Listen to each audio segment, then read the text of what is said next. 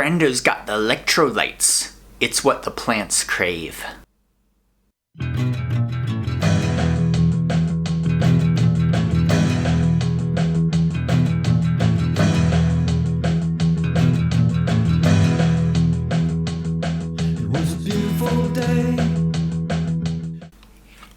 Hi there, Coach Sage Candidate of SageRunning.com here with another training talk. Today we're going to talk about hydration levels in regards to distance running, and most specifically the electrolyte sodium, your sodium levels, maybe in your drink mix, but also in your blood, in your body, and kind of the ramifications of your overall diet, what you might eat or drink during a long distance race or just running in hot conditions. Now, disclaimer, I'm obviously not a medical professional. Consult your doctor before trying anything new. Don't get dehydrated or overhydrated and die out there. It's a pretty serious issue. It could really shut down your race performance, and it has killed people. And I'm going to talk about hyponatremia as well, which is actually overhydrating with plain water to the point where it lowers your blood sodium levels to dangerous levels, and it could kill you or cause all sorts of health complications. That being said, also being chronically dehydrated, like a lot of people are, especially in these hotter summer months in the northern hemisphere, is a problem and could put a strain on your kidneys, as well as getting in too much sodium maybe throughout your regular diet and putting a strain on your body as well, especially long-term health ramifications of that. So it's a fine balance. And I have to go back to my chemistry. I took some chem classes, biology classes, nutrition classes at university level. I looked at some studies. We're going to pull up some screenshots of some studies, the Western States 100-mile endurance run study, as well as I'm going to share a story with you of how my experience at the Western States 100, getting massively dehydrated, and kind of things to think about to help improve your hydration levels, whether that's taking in, drinking more regularly on a regular basis, as well as realizing the amount of sodium that you're taking in through your drink mix or through your regular diet, and also maybe getting your blood tested for relative sodium levels. Also, I'm going to do some sponsor plugs obviously in that, but let's get to the science. Let's dig right in. So it's a tricky thing in running. You're sweating, and it's an individual thing. You're sweating different rates, losing sweat differently. It depends on how fast you're running, how hard you're running, how high your heart rate is, right? But it also depends on the weather outside, if it's hot and humid or the sun's shining down on you. And then it depends on duration, how long you've been going. Your performance in a long distance race in terms of hydration levels will also depend on whether or not you got dehydrated in the day or 2 or 3 leading into your race, right? Maybe you traveled to a race, you didn't drink enough in the car or on the train or airplane, and you were kind of dehydrated. Your blood volume, you had less plasma volume, right? So your blood's thicker, it's harder to move around. You're not getting, it manifests itself, usually dehydration in a long distance race, feeling like you're bonking. You feel like you're bonking. It makes your muscles turn to cement. You kind of tie up. You feel really weak and dizzy. You could also get very nauseous and have stomach GI distress issues where you're puking, or you have gastrointestinal distress. Can make you not want to eat. So it's a fine balance. It's a fine balance because you're stressing your body, you're sweating a lot, you're losing a lot. Your muscles, you need to drink something usually during a long distance race, especially like marathon and longer, and especially if it's in hot conditions. So how much? That's going to be the real key of this talk.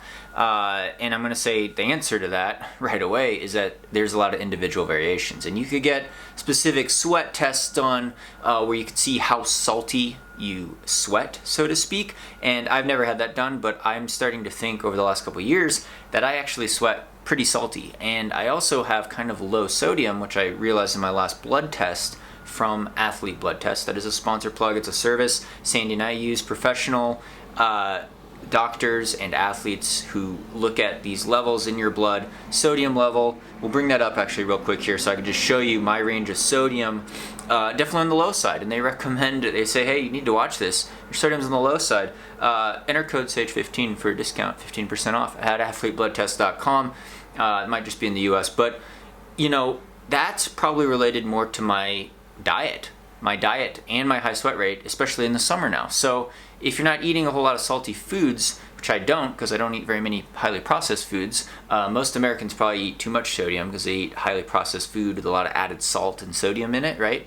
I start getting low on that value, but also running out in the hot sun and not drinking enough, especially electrolyte fluid, drink mix, you could also kind of get low on sodium. So that's one metric I've been checking. And again, sodium, NaCl, we don't need to get into the biochemistry in it. Obviously, sodium chloride, which essentially is basically the table salt. And I actually get the cheap salt because it has iodine in it. We don't want to get a goiter. Some people get all the fancy pink salt and it doesn't even have the iodine in it. So it's, it's a pretty basic human thing, a basic human need. And you see people with cravings for salt, especially in long distance races, but also just in general. You either have a sweet tooth or a salty, savory tooth, right? And those are human cravings. A lot of food additives, they amp up the salt. Most Americans, they get too much salt. And then a lot of ultra runners sometimes take too much salt during a race, and we're going to get into that with like salt pills and things like that, other than just the drink mix. Because you have to watch, am I taking a salt pill? Am I having a drink mix with a lot of sodium in it? And realize there are other electrolytes like potassium, but we're just talking about sodium. And am I eating a bunch of salty potato chips as well, or eating pizza during my ultra marathon? Because that could cause your sodium levels to really go up. But what we found, and we'll dig into the science here, is there was a study. There's a study from the Western States 100-mile endurance run. Traditionally very hot race. I've done it. I'll share my personal story and struggles in that after we look at this study. It was done pretty well, but it's hard to control for all the variables going on in the race. And basically they concluded was that there were some runners that got hyponatremia, that is thinning of low sodium, right? Because you either drink too much plain water or you're drinking more and losing that salt ratio. And, it was a small percentage of the runners, but they said it didn't really matter what other electrolytes they were taking in. They just probably drank too much plain water and it thinned their blood down. Whereas it said you don't have to worry too much, but I'm going to say you do have to worry. And drinking a high sodium content solution could be really good. It could also upset you and be really bad. So it's a fine balance, but that would be my takeaway from this study. Again, if you want to debate this in the science, you can comment below. We've done some other studies with the Western States. I don't think it was controlled super well, and obviously it's a pretty small sample size, right? Western States, it's only about 300, 400 runners, and then there was only a fraction of those runners that did this study. They got their blood drawn right after their race. They got their blood drawn before the race. They were looking at sodium levels, but the hardest thing to control is exactly how much fluid they were taking in, what types of food they were eating during the course of a 100-mile race, and all other supplements from gels and potato chips, but their drink mix, and then how many ounces or milliliters of fluid, or probably liters, they were drinking during their race. So it's a lot of things to control. And then again, with the individual sweat rates, it changes. It changes profile between your genetics and your everyday diet. It's a lot of variables there, and I think the takeaway from these studies really is you want to drink on a regular schedule and not get dehydrated. And some studies will say, oh no, just drink to thirst, just drink to your thirst. And I'll show you why that's a bad idea. If you're drinking plain water, it's a bad idea sometimes. But, the idea is that you probably do need to take in electrolyte fluid, and you want to do it fairly regularly. And one way to kind of measure that metric roughly, unscientific, is evaluating how often you're urinating, the color of your pee and the frequency of your pee, right? So that's one way to monitor that. And then the other one is having the hard science, the sodium level in your blood. That's probably harder to do. You have to get a blood drawn. But then also maybe writing down, keeping track in practice and long runs, what type of electrolyte drink am I drinking, right? Is it the Spring Energy Electro Ride, which has, a certain amount of sodium in it? And, what's the concentration of that mix, right? Am I mixing it with 17 ounces, half a liter? Or am I mixing it, diluting it down in a full liter, which is about 33, 34 ounces, right? And how often am I drinking that? Am I doing that every hour, or not? Depends on the weather probably and how hard you're running, right? So for most people, the rule of thumb probably would be, if it's hot and you're running an ultra marathon, long distance race, you're probably gonna have to be drinking at least half a liter an hour, at least 17 ounces an hour, if not closer to 1 liter an hour. And some of that is not gonna just be plain water, unless you're eating a bunch of salty foods or taking a bunch of gels with a bunch of sodium or salt tabs or something like that. Otherwise, the electrolyte mix drink, it's good to vary it up. It's good to change things up, right? Even Coca-Cola is probably gonna have some sodium in it, right? You grab some potato chips, you might be all set. Even taking in some gels have some electrolytes depending on the product. Enter code SAGE at MySpringEnergy for a discount. This is electrolyte drink mix designed to be mixed with regular water. Now, in closing, you know, my story at the Western States 100, 2016, my first 100-mile finish and the only time I did Western States. It's documented really well on a Ginger Runner film. If you follow Ethan Newberry, the Ginger Runner, on YouTube, you could see the film he made. I mean, it was a disaster because I had a meltdown. It's 2016. It's called Racing the Darkness. You can check that out. I'll put a link to it in the description below, Ethan Newberry. So basically in that race, my biggest issue is I think I got massively dehydrated and totally fell apart. And the way it manifested itself was that it was an average hot day at Western States, which is hot. Like 100 degrees in the canyons, probably it's at 37 Celsius in the canyons in the middle of the afternoon. And I also went out at too fast of a pace. I was under course record pace through 100K through Forest Hill. And I was chasing Jim Walmsley. We were both going too fast because it both crushed our races.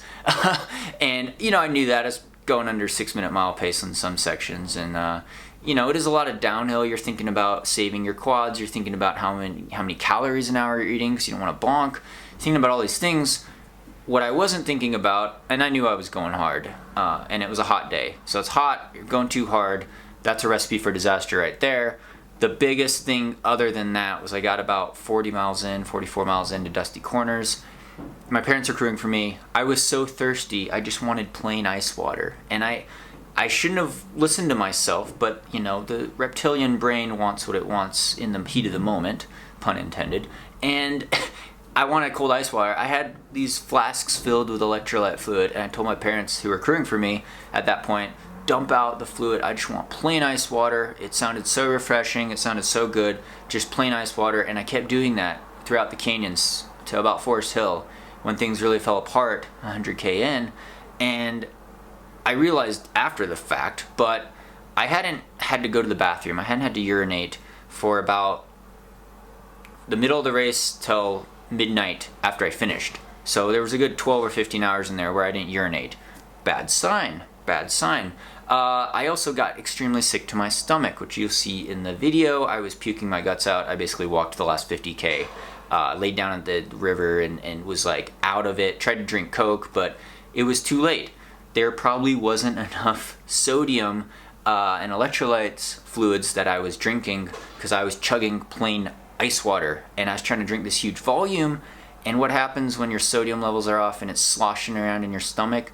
You start puking, or you don't feel good. You feel bloated. And then because your blood sodium's low, getting diluted, your muscles are basically shutting down. It feels like you're bonking, you're puking, so then you're also not eating carbohydrates really, so then it's like a double whammy that really sets you back and cramps you up. And, you know, truth be told, it was too hot of a pace for me. I couldn't handle it. I was probably gonna have muscular fatigue and all sorts of problems anyway in that race. But I think the thing that really caused my stomach issues was throwing off my sodium balance, my electrolyte balance, because I was just drinking too much plain ice water. And it was really refreshing at the time. You're dumping it on the head, you got ice cubes on the back of your neck, you're like, this is great, until your stomach turns. Your muscles shut down. So, key takeaway is that we need to monitor the amount of electrolytes that we're drinking per day during a race and hard training in the heat especially. And it's good to take relative notes and realize from experience we don't want to get dangerously low sodium levels by chugging a bunch of gallons of plain water too much. Sometimes people, they want to get hydrated before their marathon or ultra, and a couple days before the race they just start drinking gallons of plain water, liters and liters of just plain water, and that's dangerous. That's dangerous. It could cause hyponatremia. So, did I pronounce that right? Gosh, hyponatremia, right? Hypo. So that's getting too low of sodium, drinking too much plain water. Mix up what you're drinking, drink regularly, monitor the color and frequency that you have to urinate. And again, funny story on that Western States. So I crossed the finish line, puked all over right after, just feeling horrible. I was already mad because my time was and place was not what I wanted, and I was walking most of the last 50K, but that night I was so sick, I really couldn't eat anything. Just run 100 miles, you'd think you'd be eating all this. I didn't have a beer. We'll put it that way. I didn't have a beer. I always like to have a beer after a race. Couldn't stomach a beer. It was that bad. And I think the only place that was open was a Taco Bell, because it was like, after midnight in Auburn, California. And I love Taco Bell. I love Taco Bell. Bean burrito, nice and salty, right? And I think I ate like half a bean burrito before I fell asleep. And then the next morning I was still sick. I was feeling so queasy and sick. We were trying to watch the last finishers come in before the cutoff, and there was an awards ceremony that morning on the Placer High School track, I believe. And I just remember just being so sick to my stomach, I still thought I was going to throw up because my electrolytes sodium balance was probably off. And it's something I need to monitor right now. Training in the hot summer sun out here in Colorado, and getting this blood test done was a real realization. You can also see from that result I kind of had low magnesium as well, which you don't want to have either. But consult your doctor before trying anything new. This doesn't mean you want to dump a bunch of salt or take a bunch of salt pills, because your sodium might be on the higher side already just from diet. I think most Americans probably are, and that could cause health problems as well. So it's a fine balance. It depends on individual things, but staying hydrated is a real key for running performance, and realizing these things, the results from these scientific studies. Oh, in closing, so there is a general guidelines from this really well done comprehensive meta-analysis, I believe, of studies. It actually delves into nutrition as well, but that is their recommendation, is to take in probably more salty drinks, so to speak, more electrolyte heavy types of drinks to replace the electrolytes that you lose through your sweat. Realize also you're dropping a lot of weight. You drop a lot of water weight when you go out and run in the hot sauna. Basically, you're sweating a lot, but you're also exhaling a lot of water vapor as well, and that could cause several percentage drop in your weight. I went out running the other day just for like an 8-mile run, 12K run, and I weighed myself before and after. I dropped easily 2 or 3 pounds. It's not all sweat, but it's a significant percentage of your body weight. I'm around 150 pounds, 68 kilos, so that wasn't a ton, but that was a short run. It wasn't a marathon or ultramarathon race. And I'm generally pretty efficient, so I've been used to training in the sun this summer. But if you are doing a race in a really hot and humid environment, the nutrition demands, hydration-wise, really change the game. So be careful with that. That's my advice. Take it with a grain of salt, pun intended. Thanks so much for all your support on here. Again, really appreciate all the Patreon supporters for making this channel possible. Hope you're doing well. Hope you're staying healthy and having a lot of fun with your running. Thanks so much for subscribing on here. It really helps me out a lot. Again, check out our training plans at sagerunning.com. Coach Sandy and I develop them for any surface, any distance. I'll put the link right there. Thank you again, and stay tuned for more.